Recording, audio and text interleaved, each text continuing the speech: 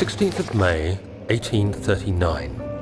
The unflinching African sun has continued to plague our expedition, making it impossible to dig until dusk.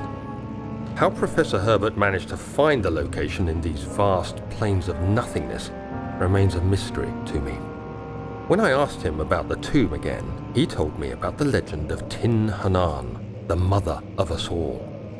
An interesting story in its own right, but I can't help feeling there's more. Later that evening, we uncovered a passage beneath the dunes leading to a sand-covered stone structure. The professor was confident it was the tomb we sought and ordered the others to clear the way late into the dark, cold night.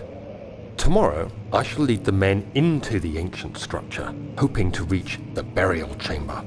No matter what the professor is keeping from me, the dig should yield something interesting to take back to London and the British Museum.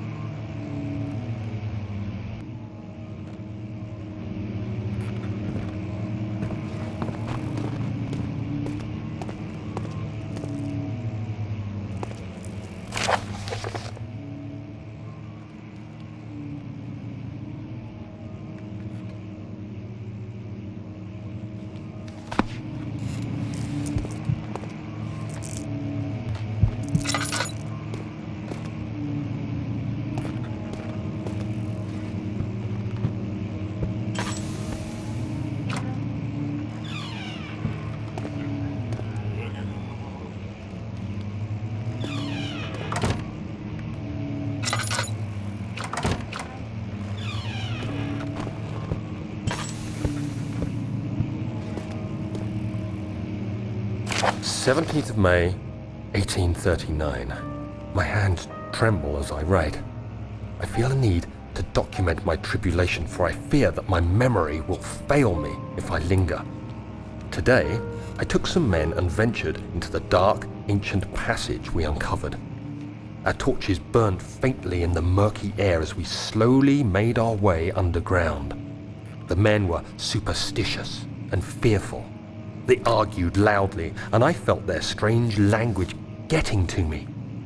I mustered my strength and yelled at them to continue down the slopes and broken steps.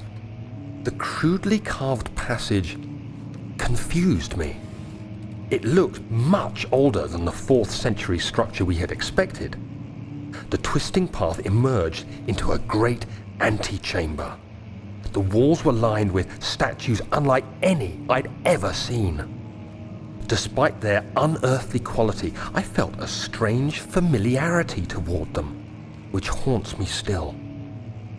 At the far end of the chamber, a great slab of stone sealed off whatever lay ahead. I gave the order to raise it, and as I pushed through the narrow space, the heavy stone suddenly dropped, sealing me inside. I was trapped.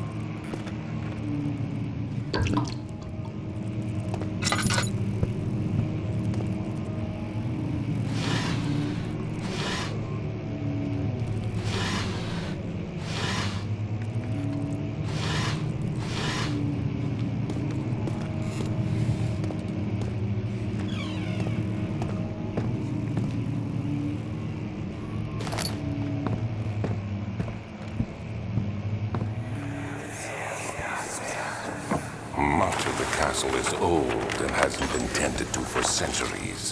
When the shadow arrives, it won't take long until things start falling apart. We're just buying time anyway.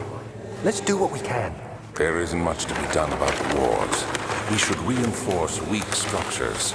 The ground will tremble and there's a risk everything will cave in on us, especially downstairs. Here, and there.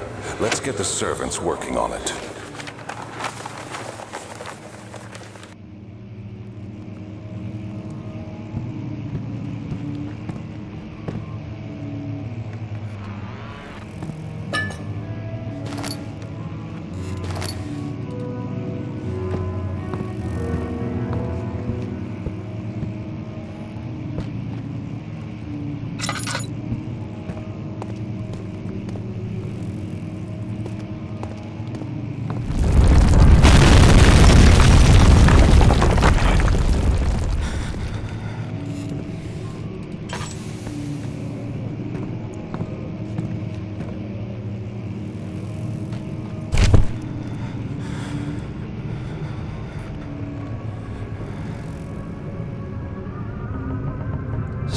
May 1839.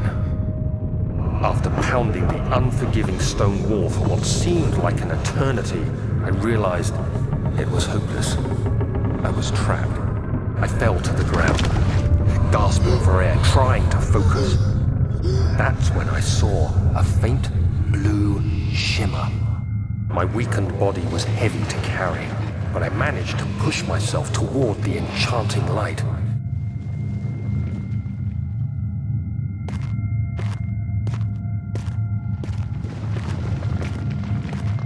It was waiting for me. Enclosed in dark nothingness, I felt myself drawn to the mystic light. I reached out, closing it in my hands. The faint glow escaped my fingers and began to spark brightly and spirit me away, unlocking alien memories of spiraling towers, endless deserts, and impossible geometry. The next thing I can remember is the grating sound of stone being lifted, the voices of the Arabs pulling me to safety, and grasped firmly in my hands was the broken pieces of a most peculiar relic.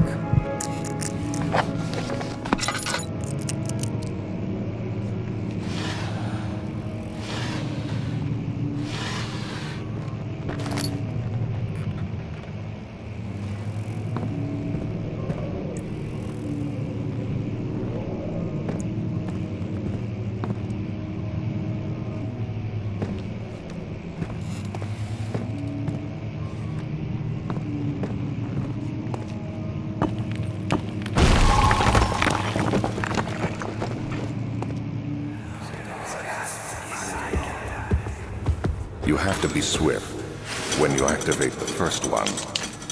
You hear that? If it stops, you'll have to start over. Isn't all this a bit excessive? You can never be too careful, Daniel.